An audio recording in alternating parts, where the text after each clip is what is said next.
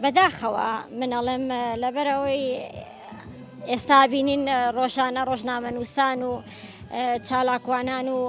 بە زۆری ئەگیرێن و سزا ئەدرێن و ئەو شتانە لە کاتێکا کە ئێمە هەوڵماندا بە ئازادی بژین، هەوڵماندا بۆ حکومەتێک کە ئازادمان بکە بتوانین ڕاو بۆچوونەکانمان بە ئازادیانە دەربڕین.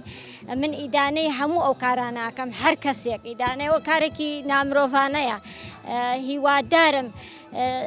بتوانێت حکومەت زیاتر ئازادی بە خەڵکەکەی ئازادیەکیوان بتوانن بە تەواوی ئەو بە هەست و ڕاو بۆچوون و بیر و قسانەی هەیەە بتوانن دەری بڕن. یعنی ئێمە ئەگەر لە وڵاتی خۆمانە کە وڵاتێکی کوردیە نەتوانین بە ئازادانە هەستی خۆمان دەربین، قسەی خۆمان هەبێ و داوای مافی خۆمان بکەین، ئیتر چۆن بڵێن ئێمە ئازادین و ئێمە دیموکراتین؟ داخەواڵێم خۆزگا وا نابوو، خۆزگا بە جۆرێک ئەبوو ئێمە لە هەموو وڵاتان زیاتر پێشکەوتوترە بووین و یعنی بە جۆرێک باسی کوردیان ئەکرد، بیانتە بەڕاستی کورد دیموکراتە، بەڕاستی کورد ئازادی خوازە، بەڕاستی کورد ئازادە و ئەتوانێت بە ئازادی هەموو ڕاوبۆچوونەکانی خۆی دەربڕێ. بۆ هەر چوار هەواڵ ئێمە بەتایبەت بۆ گرتنی هەواڵ سەمیرە ئێمە ئیدانەیەکی توندی ئەو هەڵوێستی پارتی دیموکراتی کوردستان دەکەین و پێمان وایە پێشەلکاریەکی ئینسانی ئەخلاقی سیاسی نادیموکراتیە کە لە بەرامبەر ئەندامانی تەفگەری ئازادی بەڕێوە دەچێت، چونکە دەبینین لە ئێستادا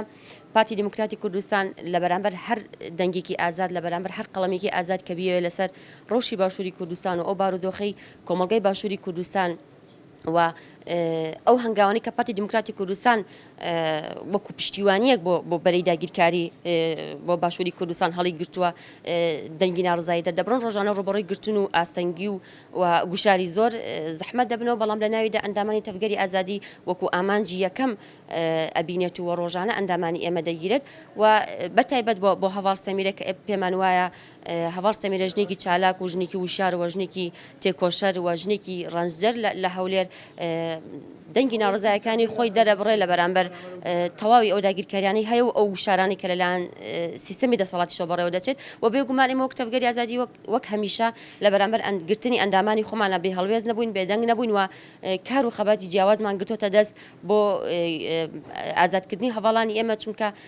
هەواڵانی ئێمە نە بە بڕیاری دادوەری نە بە شێوەیەکی یاسایی ئەگیرن، بەڵکو بە شێوەیەکی خێڵەکی ڕەشبەگیری لە بەرامبەریانە ئەکرێت، حتا تەنانە ئەندامان ساڵ زیاتر گیراوە بەبێ ئەوەی بزانێت تاوانەکەی چێ و دادگایی بکرێت لە ناو زیندانەکانە زیاتر لە ساڵێک ماوەتەوە و بێگومان چالاکیمان بۆ هەواڵانە چ لەسەر ئاسی باشووری کوردستان چ لەسەر ئاسی عێراق چ لەسەر ئاسی ئەوروپا بەڕێوە بردووە و بێدەنگ نابین لە بەرامبەر گرتنی ئەم هەواڵانەی ئێستاشمانە هەر ئەرک و چالاکی و بەرپرسیارەتێک لە هەر قۆناغیدا بکوێتە سەرشانی ئێمە لەسەر ئاسی باشوور و عێراق و لەسەر ئاسی ئەوروپاش ئێمە جێبەجێ ئەکەین و لە پاڵ ئەو هەوڵانی کە بۆ ئازادکردنی ئەندامەکانی ئێمە لە خەباتی جۆر بە جۆردا کە ئەنجامی دەدەین و ئەوەش بە پارتی دیموکراتی کوردستان دەڵێن کە گرتنی ئەوان و گوشارەکانی ئەوان و ئاستەنگەکانی ئەوان نابێتە ڕێگر لە بەرامبەر خەبات و تێکۆشانی ئێمەدا و ئەمە نابێتە ترسێک لەسەر دڵ و جەستە و مێشکی هەواڵانی ئێمە، درێژە بە ڕێباز و خەبات و تێکۆشانی خۆمان دەدەین و لە چوارچەوەی خەباتێکی مەدەنیانی دیموکراتیانەدا و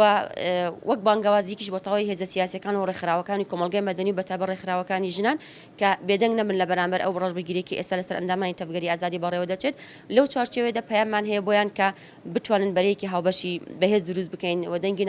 ناڕزایی دەرببڕین لە بەرامبەر